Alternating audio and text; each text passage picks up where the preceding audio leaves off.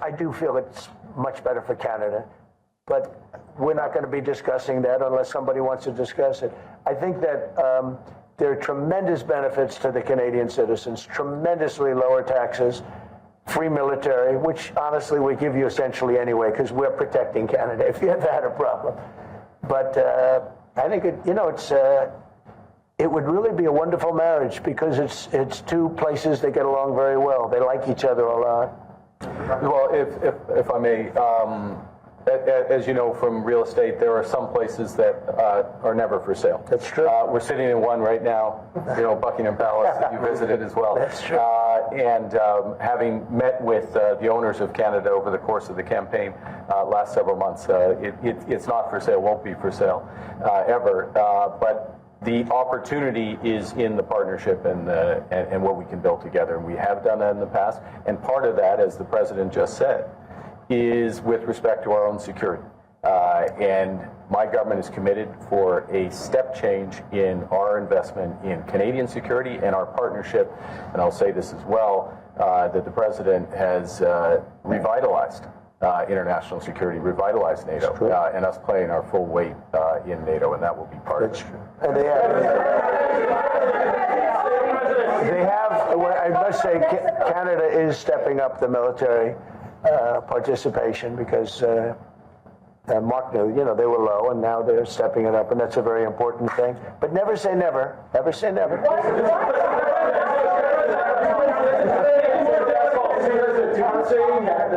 What would it take to get the tariffs off of Canada? Well, we'll be talking about different things. Like, we want to protect our automobile business, and so does Mark.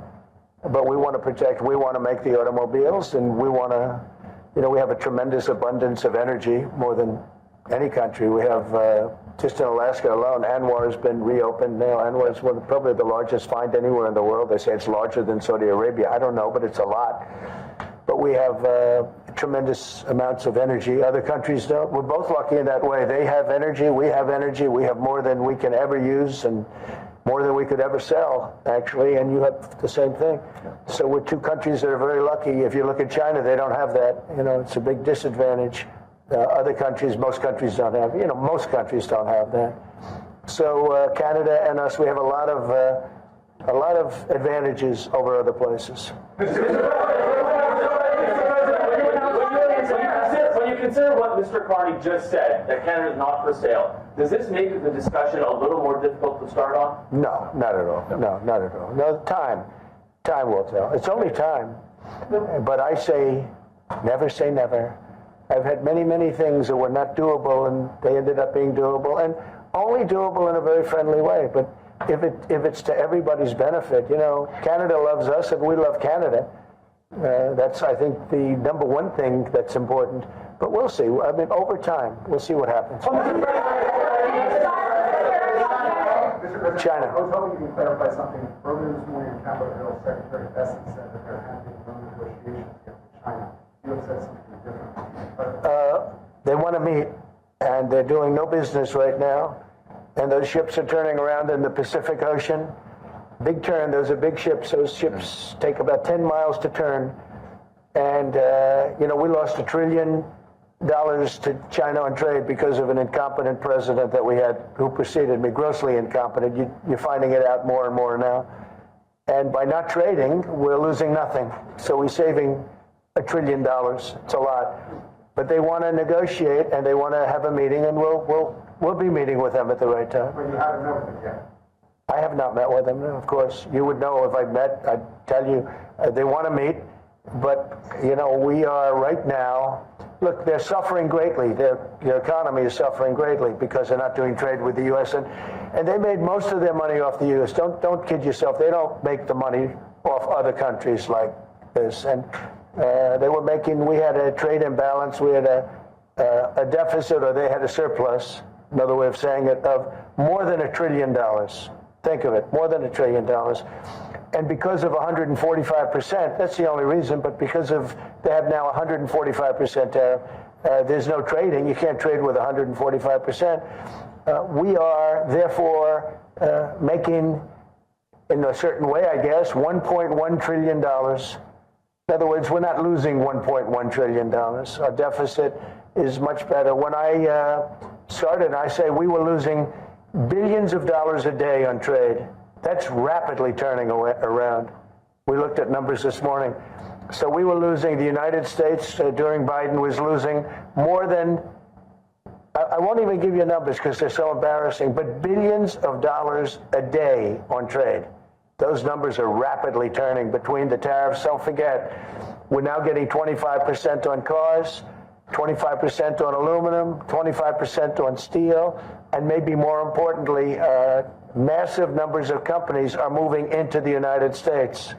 Honda, we have the car companies are moving in at levels we've never seen before. The biggest investment ever made in the United States is being made right now. Trillions of dollars. I would say we could be at $9 trillion. You could go back to other presidents. They haven't had $1 trillion for their entire term. Look at Biden. He had bad numbers. People were leaving. They weren't coming in. They were leaving with Biden, and he didn't know the difference. The only thing he knew is people coming in. You know who they were? Illegal immigrants. Okay, from prisons, from mental institutions, from all sorts of places that weren't good, from gangs, from Venezuela. They were coming in and they were criminals and murderers. 11,888 people that murdered, and at least half of them murdered more than one person.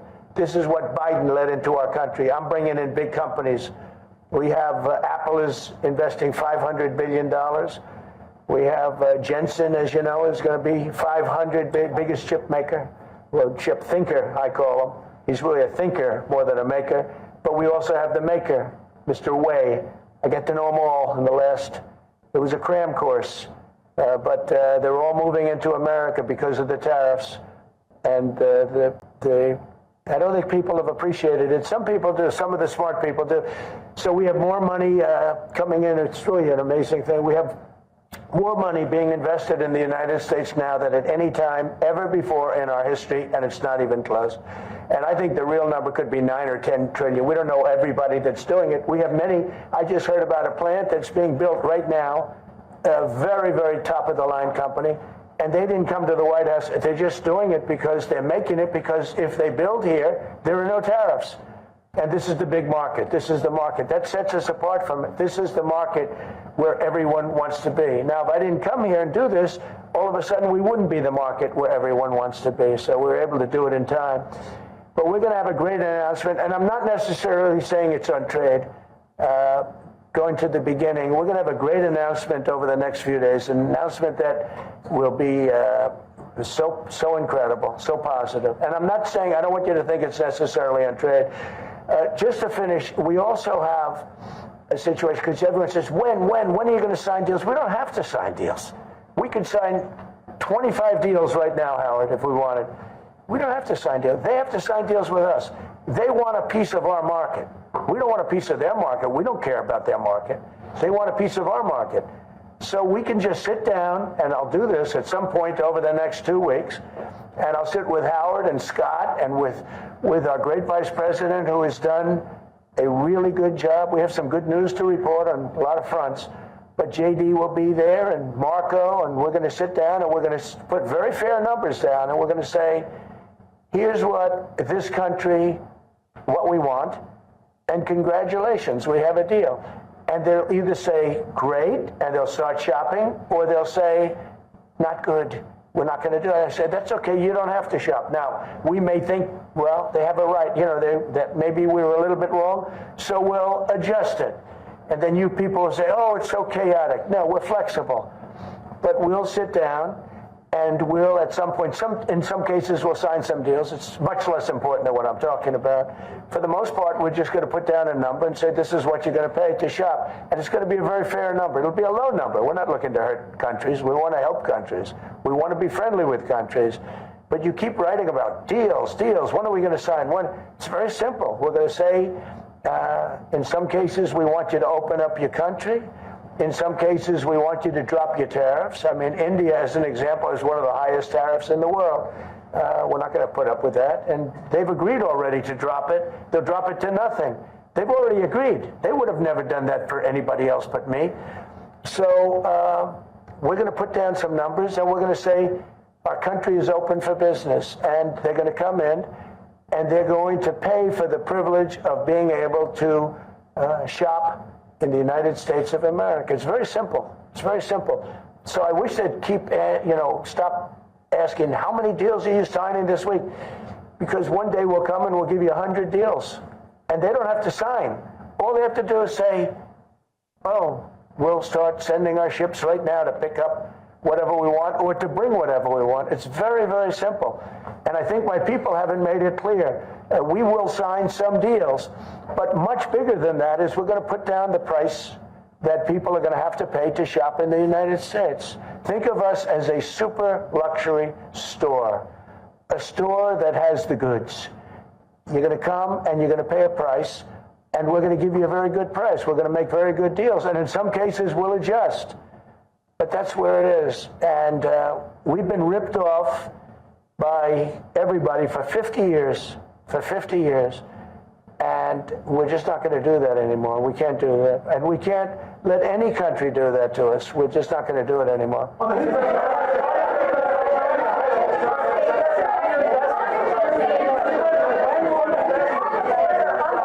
Can you tell us a bit more about the deal that you've reached with the Houthis? No, it's not a deal. They've said, please don't bomb us anymore, and we're not going to attack your ships. And where did you hear about that? It doesn't matter where I hear it. The very good source, I could tell you. Very, very good source. Would you say Marco? I would say pretty good, right, JD? A very good source. No, they don't want to be.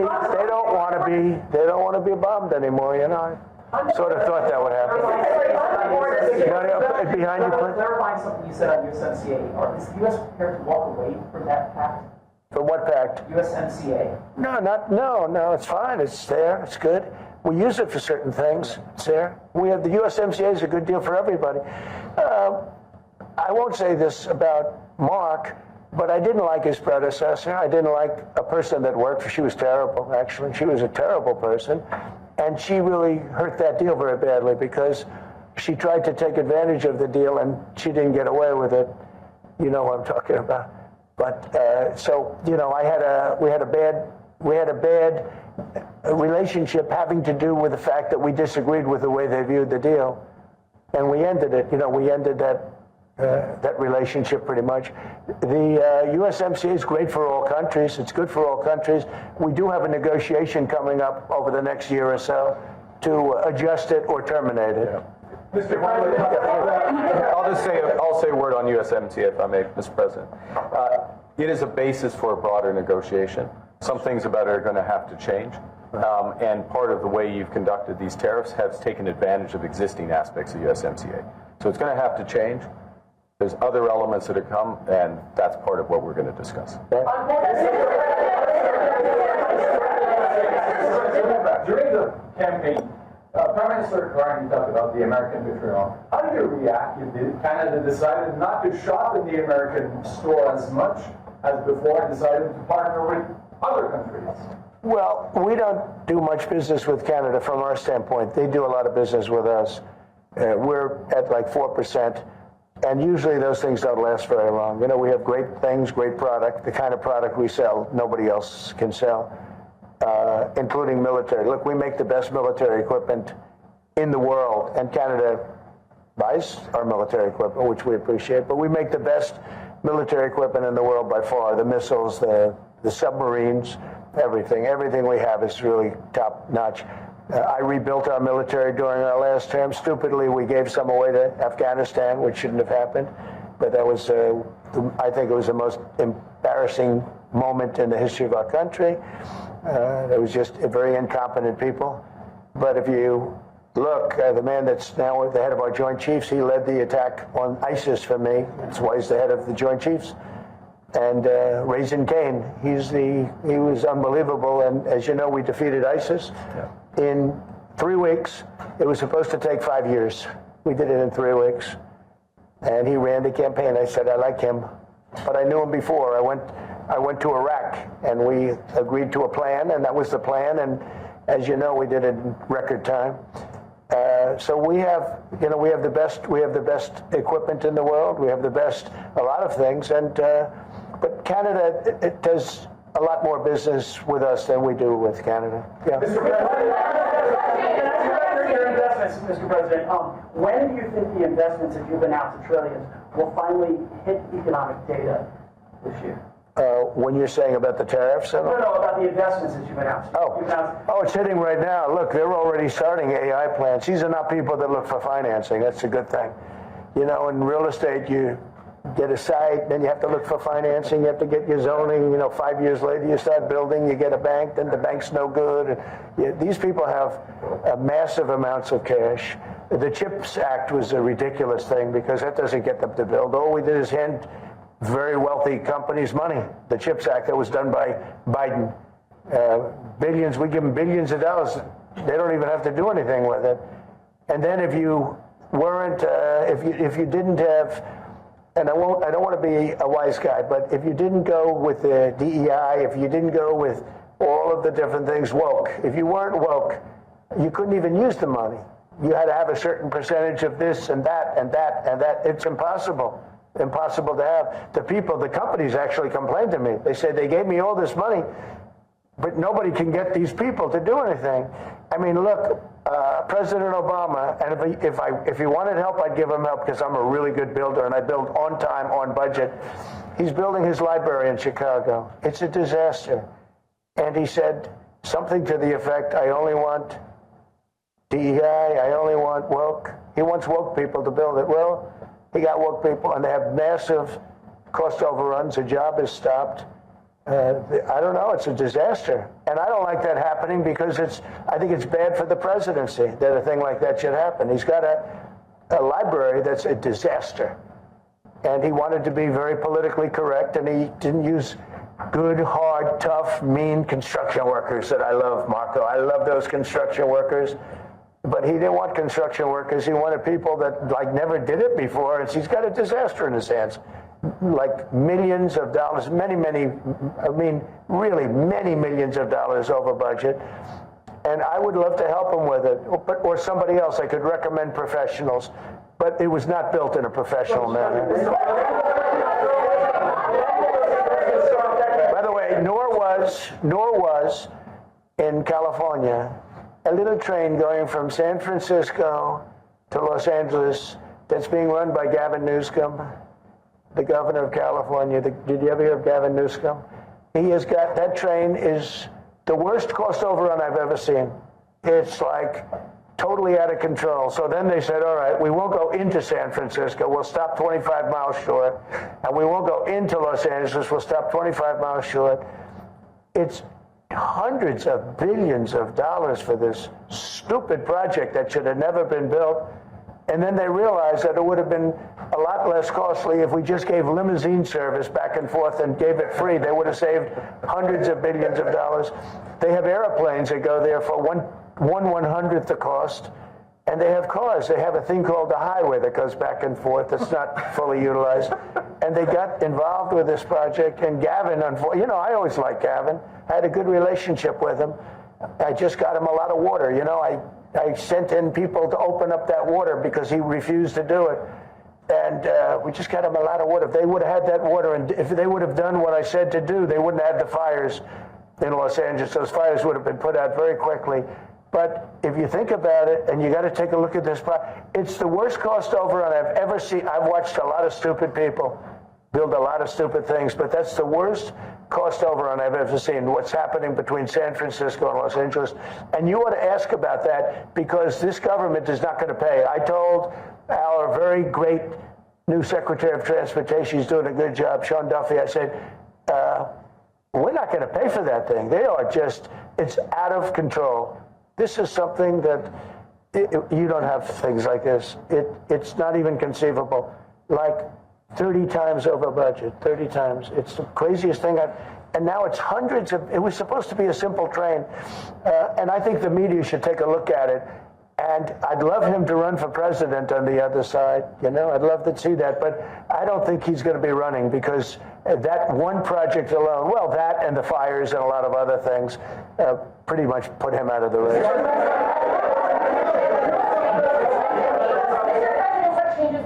to see it in the USMCA? What changes would you make? We're going to work on some subtle changes, maybe. I don't even know if we're going to be dealing with USMCA. We're dealing more with concepts right now. Look, right now, we're doing trade. We have trade. They're paying a tariff on cars and steel and aluminum. And I think we have a baseline of 10% or something like that for the tariffs. But we're getting along very well. Right now, going no further, but we have an agreement. We did something with even parts. You want to discuss that, Howard, with respect to Canada, which helps Canada out? Sure. So we've made an arrangement with the car companies that 15% of their USMCA parts are included, and then 15% of foreign parts from the manufactured suggested retail price are not tariffed to help domestic manufacturing really thrive. So it gave them a chance to be able to build their car parts factories if they're going to. A lot of these companies already have factories, and what they have to do is just fill them out. But they're able to build them in the United States, so we gave them a pretty substantial period of time. I think Mr. President, is there anything the Prime Minister can say to you today to change your mind on tariffing Canada? Tariffing cars? Tariffing Canada. Is there anything he could say to you in the course of your meetings with him today that would get you to lift tariffs on Canada? No. Why not? Just the way it is. If Canadians don't want it, would you respect that? Sure, I would. But this is not necessarily a one-day deal. This is over a period of time they have to make that decision.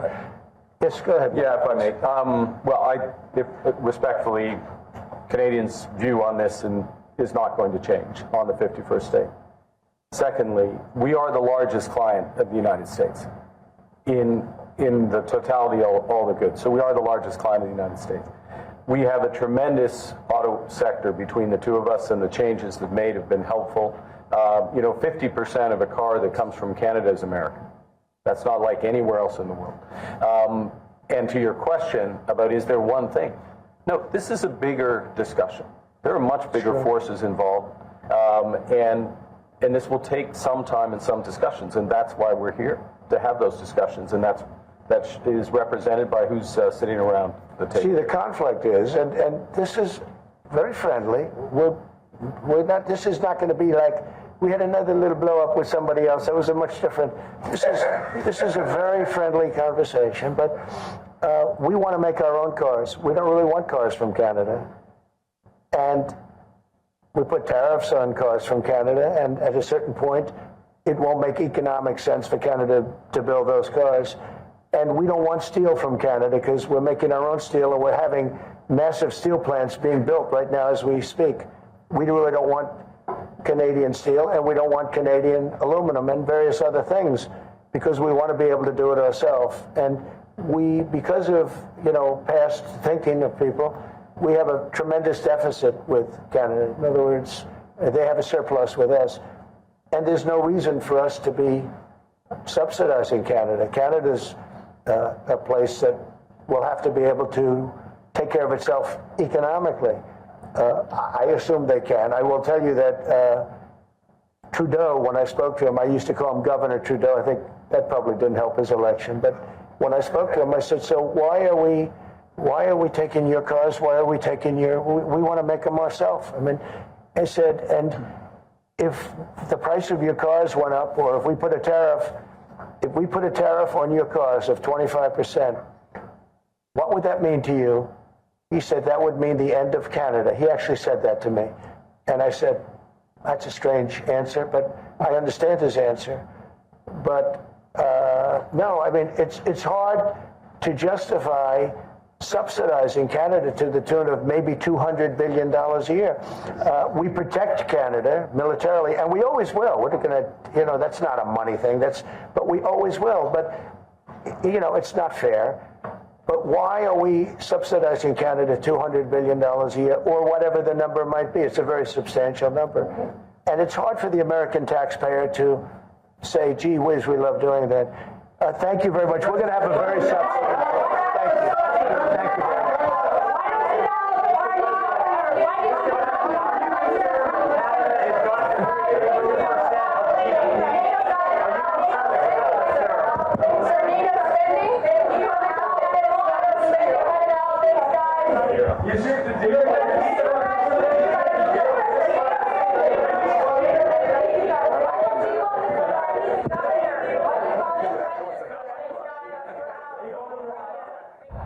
Okay, that was U.S. President Donald Trump speaking with the just brand new Mark Carney, who is the Prime Minister, talking about relationships, trade, and where the U.S. will be going with the plans for tariff. He's also talked about how the U.S. is going to be the next luxury shop. Everybody's welcome so long as you can pay. Well, that is from the U.S. I hope you got a thing or two from it.